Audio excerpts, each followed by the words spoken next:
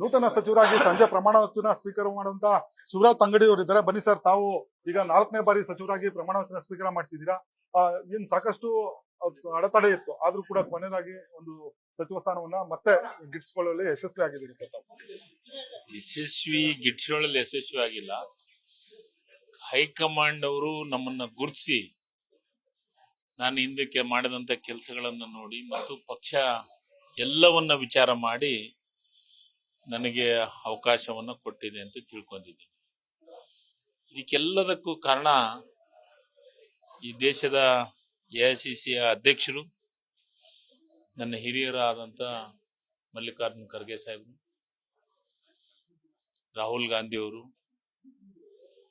KC Venugopal ಅವರು, ಸುರ್ಜೇವಾಲಾ ಅವರು, ಬಹಳ ಮುಖ್ಯವಾಗಿ ಈ ರಾಜ್ಯದ ಮುಖ್ಯಮಂತ್ರಿ ಆದಂಥ DK ಶಿವಕುಮಾರ್ ಅವರು, ಮಾಜಿ ಮುಖ್ಯಮಂತ್ರಿಗಳಾದಂಥ ಸಿದ್ದರಾಮಯ್ಯನವರು, ಇದ್ರ ಜೊತೆಗೆ ಬಹಳ ಮುಖ್ಯವಾದಂಥ ನನ್ನ ಆತ್ಮೀಯ ಗೆಳೆಯರಾದಂಥ ಪ್ರಿಯಾಂಕಾ ಖರ್ಗೆ ಅವರಿಗೂ ನಿಮ್ಮ ಮಾಧ್ಯಮದ ಮುಖಾಂತರ ನಾನು ಅಭಿನಂದನೆಗಳನ್ನು ಸಲ್ಲಿಸಲಿಕ್ಕೆ ಇಷ್ಟಪಡ್ತೀನಿ.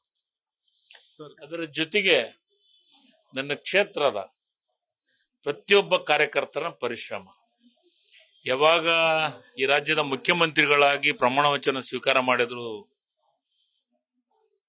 DK ಶಿವಕುಮಾರ್ ಅವರು, ಆವತ್ತಿನಿಂದ ಇಲ್ಲಿವರೆಗೂ ನನ್ನ ಕ್ಷೇತ್ರದೊಳಗ ಪ್ರತಿಯೊಬ್ಬ ಕಾರ್ಯಕರ್ತರು ತಮ್ಮ ಊರಲ್ಲಿ ದೇವರ ಪೂಜೆಯನ್ನ ಮಾಡಿಸುವಂತ ಕೆಲಸವನ್ನು ಮಾಡಿದ್ದಾರೆ. ಅದರ ಜೊತೆಗೆ ನಮ್ಮೊಬ್ಬ ಕಾರ್ಯಕರ್ತ ಕಾರಟಗಿಯಿಂದ ತಿರುಪತಿಗೆ ಪಾದಯಾತ್ರೆ ಮಾಡಕ್ಕಂತ ಹೊಂಟಿದ್ದಾನೆ, ನನ್ನ ಫೋಟೋ ಹಾಕೊಂಡು. ಅಂದ್ರೆ ನನ್ನ ಕಾರ್ಯಕರ್ತರ ಪರಿಶ್ರಮ, ನನ್ನ ಪಕ್ಷದ ಮುಖಂಡರ ಒಂದು ಗುರುತು ಇವತ್ತು ನನ್ನನ್ನು ಗುರುತಿಸಿ ಮಂತ್ರಿಯನ್ನ ಮಾಡಿದ್ದಾರೆ.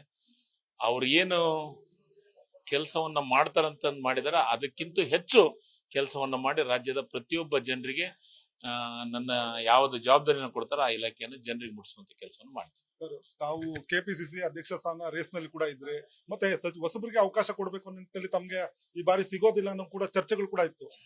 ನನಗೊಂದು ವಿಶ್ವಾಸ ಇತ್ತು, ನಾನು ಮಾಡಿದ ಕೆಲಸ ಕಾರ್ಯಗಳ ಮುಖಾಂತರ ನನ್ನನ್ನು ಗುರುತಿಸಿ ಕೊಡ್ತಾರ ಅನ್ನೋ ಭರವಸೆಯನ್ನ ಇತ್ತು.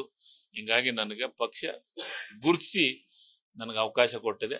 ನಾನು ನಿಶ್ಚಿತವಾಗ್ಲೂ ನನ್ನ ಜವಾಬ್ದಾರಿ ಕೆಲಸಗಳನ್ನು ಮಾಡ್ತೀನಿ. ಸಿದ್ದರಾಮಯ್ಯ ಕ್ಯಾಬಿನೆಟ್ ನಲ್ಲಿ ತಮ್ಮ ಸಹೋದ್ಯೋಗಿಗಳು ಯಾರಿದ್ರು, ಬಹುತೇಕ ಅವ್ರಿಗೆ ಕೊಟ್ಟಿದ್ದಾರೆ, ಹೊಸ ಮಕ್ಕಳಿಗೆ ಅವಕಾಶ ಮಾಡಿಕೊಟ್ಟಿದ್ದಾರೆ. ಏನ್ ಸರ್ ಇದ್ರ ಹಿಂದಿರುವಂತ ತಂತ್ರ ಏನು?